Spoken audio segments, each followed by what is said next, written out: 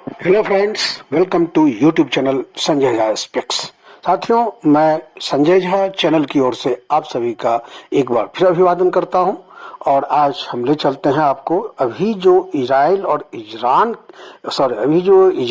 Iran के बीच लड़ाई शुरू हुई है उस पर चलते हैं।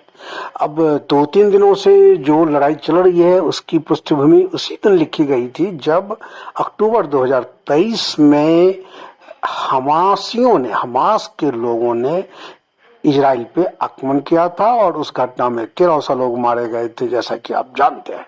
और कहा जाता है कि हमास को हमास को इजराइल पर आक्रमण करने के लिए ईरान का भरपूर समर्थन मिला था। यही लड़ाई बाद में हिजबुल्लाह की तरफ गई और फिर हुती विद्रोहियों की तरफ गई और सारे विद्रोहियों के कनेक्शन ईरान से रहे हैं, आप सभी को अच्छी तरह मालूम है। दोस्तों, आज जो इस विषय पर हम चर्चा कर रहे हैं वो ये है कि आखिर एक आपस में गहरे दोस्त इजराइल और ईरान इतने कट्टर दुश्मन कैसे हो गए। हाँ जी हाँ, आपने ठीक सुना है। एक समय था जब इजराइल और ईरान की गहरी दोस्ती थी। बात 1948 की है। 1948 में जब एक स्वतंत्र इजराइल देश की स्थापना हुई द्वितीय विश्व युद्ध के बाद, तो अपने आप को जीवित रखने के लिए जो वहां के इजराइल के पहले प्रधानमंत्री हुए डेविड गुरियन, उनको लगा कि हमें कुछ इस्लामिक देशों का सपोर्ट जरूरी है। और इस नीति के तहत उन्होंने तत्कालीन ईरान में जो राजशाही थी, पहलवी राजवंश का जो शासन था, राजा साहब पहलवी की तरफ उन्होंने दोस्ती का हाथ बढ़ाया और दोनों की दोस्ती हुई। और बात का इसकी गंभीरता का अंदाजा आपको इसी बात से लग जाएगा कि इजराइल को मान्यता देने वाले मुस्लिम देशों में पहले नंबर पर तुर्की था और दूसरे नंबर पर ईरान था। यानी ईरान दूसरा मुस्लिम देश था जिसने इजराइल को एक स्वतंत्र देश के रूप में मान्यता दी थी। अब देखिए, मतलब उसके बाद का घटनाक्रम समझिए। ये 1948 के बाद का घटनाक्रम है, लेकिन उसके बाद 1979 में ईरान में क्रांति हुई और उस क्रांति के बाद वहां पे जो एक अयातुल्लाह खुमैनी का शासन हुआ, जिन्होंने वहां पर एक इस्लामिक रिपब्लिक की स्थापना की। ये 1979 की बात है। लेकिन 1979 में जब अयातुल्लाह खुमैनी का शासन हुआ, उन्होंने इस्लामिक क्रांति के जरिए उन्होंने सत्ता में कदम रखा और उन्होंने वहां की जो राजशाही थी उसको उखाड़ फेंका। उसके बाद खुमैनी को ये लगा कि हमें इस्लामिक दुनिया का नेतृत्व करना चाहिए और इस नेतृत्व के क्रम में उन्होंने ये दावा किया कि इस्लामिक जगत में जो भी देश पीड़ित है, जो भी देश शोषित है, उसकी मैं रक्षा करूंगा, उसका मैं रक्षक बनूंगा। और इसी क्रम में उन्होंने इजराइल जो कि यहूदी देश था और यहूदी देश है और इस्लाम जगत से उसका जो संघर्ष है बहुत पुराना है, इसी क्रम में उसने इजराइल की मान्यता ही रद्द कर दी। यानी जिस इजराइल को राजशाही ने 1948 के बाद मान्यता देने वाला दूसरा ईरान राज्य था ईरान, उसी ईरान में जब इस्लामिक क्रांति हुई और अयातुल्लाह खुमैनी वहां के शासक बने, तो उन्होंने जो है वहां की इजराइल की मान्यता रद्द कर दी। और इतना ही नहीं, उन्होंने इजराइल को छोटा शैतान की संज्ञा दी। बड़े शैतान वो अमेरिका को मानते रहे और छोटा शैतान उन्होंने इजराइल को कहा। लेकिन इसके बाद एक घटनाक्रम और हुआ। इसी दौरान खुमैनी ने एक काम ये भी किया कि तेहरान में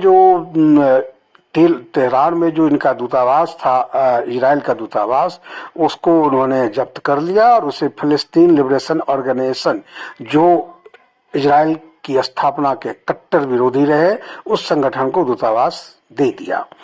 लेकिन इजराइल की ओर से बात तब भी नहीं बिगड़ी। इजराइल ने क्या किया उसके बाद, 1979 की बात है, 1980 में इराक ने ईरान पे आक्रमण कर दिया। इराक उस समय मुस्लिम जगत में एक बड़ा मतलब दबदबा वाला राज्य हुआ करता था, देश हुआ करता था, और वो चूंकि सुन्नी राष्ट्र था और ईरान शिया राष्ट्र था, तो अब शिया और सुन्नी के बीच का मतभेद आप पहले से आप भी जानते हैं, तो ये भी एक कारण था। और अपना साम्राज्य बढ़ाने की लालसा भी सद्दाम हुसैन का एक मकसद रहा होगा। इस क्रम में उसने ईरान पर आक्रमण कर दिया, और जब ईरान पर आक्रमण किया 1980 में, तो इजराइल ने फिर भी ईरान का खुलकर समर्थन किया। और समर्थन नहीं किया, उसने ईरान की ओर से लड़ाई ही नहीं लड़ी, बल्कि ऑपरेशन बेबीलोन चला करके उसने इराक में जितने भी परमाणु रिएक्टर थे उसको नष्ट कर दिया एक ऑपरेशन के जरिए।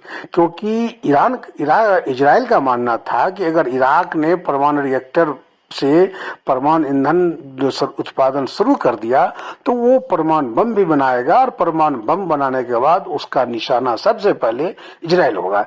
इसलिए ईरान के साथ ईरान की मदद करते हुए इजराइल ने इराक के परमाणु ठिकानों को ध्वस्त कर दिया था, तो मतलब ईरान का साथ दिया था। ये लड़ाई 1980 से 1988 तक, 1980 से 1988 तक चली थी। लेकिन उसके बाद धीरे धीरे स्थितियां बिगड़ती गई। बिगड़ती इसलिए गए कि जो आयतुल्लाह खुमैनी के नेतृत्व में जो राजाशाही के खिलाफ जो क्रांति शुरू हुई थी, और राजशाही ने राजा शाह पहलवी ने खुमैनी सहित उनके साथियों को निर्वासित कर दिया था। उस समय ये लोग लेबनान में, सीरिया में उन्होंने शरण लिया था, तुर्की में शरण लिया था, और खासकर लेबनान में इन लोगों ने फिलिस्तीनी लिबरेशन ऑर्गेनाइजेशन के सदस्यों के साथ गुरिल्ला लड़ाई का प्रशिक्षण दिया था। यानी एक ही जगह दोनों को प्रशिक्षण मिला था गुरिल्ला लड़ाई की। किसको किसको? तो ईरान में राजशाही का विरोध करने वाले आयतुल्लाह खुमैनी और उनके साथियों, तथा फिलिस्तीनी लिबरेशन ऑर्गेनाइजेशन जो इजराइल के अस्तित्व को नकारता है, उनके सदस्यों को। तो इसलिए पीएलओ यानी फिलिस्तीन लिबरेशन ऑर्गेनाइजेशन से आयतुल्लाह खुमैनी के साथ काम करने वाले अधिकांश नेताओं की सहानुभूति थी, इसलिए वो इजराइल के विरोध में जाने लगे और फिलिस्तीनी का समर्थन करने लगे। इस बीच एक घटनाक्रम और हुआ कि ईरान ने अपने परमाणु कार्यक्रम की शुरुआत की, और वो परमाणु कार्यक्रम को अंतिम रूप देने लगा। अब इजराइल को लगा कि अगर ईरान का परमाणु कार्यक्रम सफल हो गया तो ये उसके लिए हानिकारक हो सकता है। अब इसलिए उसने जो है इजराइल ने ईरान का खुल्लम-खुल्ला विरोध शुरू किया। एक और घटनाक्रम ये रहा कि ईरान को अपने आप को इस्लाम जगत का सर्वेसर्वा बनाना था, और उस समय तुर्की जो अब भी है, तुर्की और इधर अरब का सऊदी अरब, मिडिल ईस्ट का, ये दोनों स्थापित रूप से मुस्लिम जगत के सर्वेसर्वा रहे हैं, तुर्की और अरब। तो अरब को साधने के लिए इन्होंने जो है क्या किया, ईरान ने एक कट्टरवादी रुख अपनाया, क्योंकि उसको लगा कि अरब के वर्चस्व को तभी चुनौती दे सकते हैं जब इस्लामी जगत हमको मुसलमानों का पक्का हिमायती माने। और तब तक था ईरान का जो झुकाव था इजराइल की ओर था, लेकिन अरब जगत में, मुस्लिम जगत में खुद को स्थापित करने के लिए ईरान ने एक रणनीति बनाई, और उस रणनीति के तहत इजराइल के अस्तित्व का विरोध करना शुरू कर दिया। उसकी मंशा ये थी कि अगर हम इजराइल का विरोध करेंगे तो इस्लामिक जगत जो है उनको एक मुसलमानों का रहनुमा मानेगा, और ये इसी रणनीति पर ईरान चलता रहा और वो इजराइल से दूर होता गया। दूसरी तरफ उन्होंने उनके परमाणु कार्यक्रम को इजराइल ने अपने लिए खतरा माना, जैसे कि वो इराक के परमाणु कार्यक्रम को अपने लिए खतरा मानता था। तो अब जैसा कि आप जानते हैं कि इजराइल ने जो अभी हमले किए हैं ईरान के ऊपर, तो उसने ईरान के परमाणु ठिकाने जो हैं उसको भी निशाना बनाया है कि उसका मेन मकसद यही है। तो दोस्तों अब देखिए ये रहा कि कैसे दो दोस्त आपस में दुश्मन बने हैं। ये जियो पॉलिटिक्स है। जियो पॉलिटिक्स में कभी कोई किसी का अस्थाई दोस्त या अस्थाई दुश्मन नहीं होता। उसके अपने हित उसके दोस्त बनाते हैं, उसके अपने दुश्मन बनाते हैं।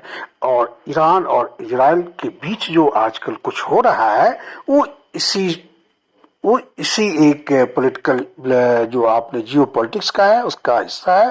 दोस्तों, आज का ये वीडियो मैं उम्मीद करता हूं कि आपको पसंद आया होगा और बहुत जल्द हम फिर नई विषय वस्तु के साथ आपके सामने हाजिर होंगे। तब तक आप मुझे इजाजत दीजिए और हाँ, इस चैनल को सब्सक्राइब जरूर कीजिए, वीडियो को लाइक जरूर कीजिए। Thank you.